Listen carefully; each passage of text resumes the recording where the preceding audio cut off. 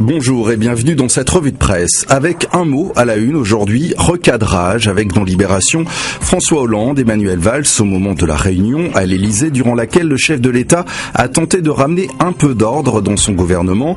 Et le président recadre de l'intérieur, selon le journal, qui explique qu'il a demandé à ses ministres de mettre fin aux divergences, notamment sur les Roms, mais sans désavouer Manuel Valls. Cela ne veut pas dire que les deux hommes sont d'accord selon le quotidien, mais qu'ils ont compris le profit politique qu'ils pouvaient tirer de leur association. Mais selon le Figaro, le recadrage ne dissipe pas le malaise et la leçon de François Hollande à ses ministres laisse encore planer quelques doutes sur l'unité du gouvernement.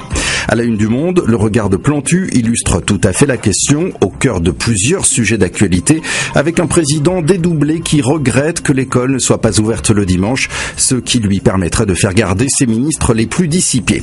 Car la question des rythmes scolaires est l'autre grand titre de la presse, encore aujourd'hui. L'UMP s'est emparé du sujet à l'approche des municipales et la grogne monte chez les maires qui réclament une rallonge budgétaire, mais aussi chez les enseignants qui organisent une grève à Aubervilliers, l'une des communes déjà concernées.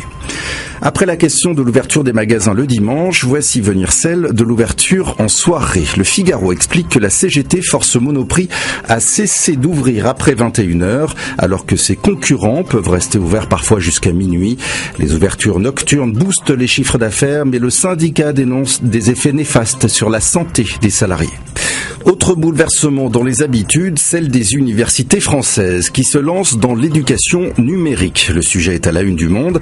La mise en place de cours ouverts à tous sur le web, les MOOC, déjà très développés dans les pays anglo-saxons, risquent même de faire disparaître l'université dans sa forme actuelle.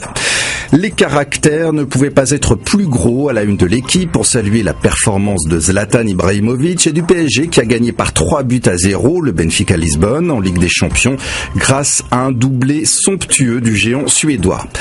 Notre image du jour est surprenante. Il s'agit d'un légume qui porte très bien son nom, le pomate, qu'on aurait pu aussi appeler le tomapo, puisqu'il s'agit d'un mélange de tomates en haut et de pommes de terre en bas.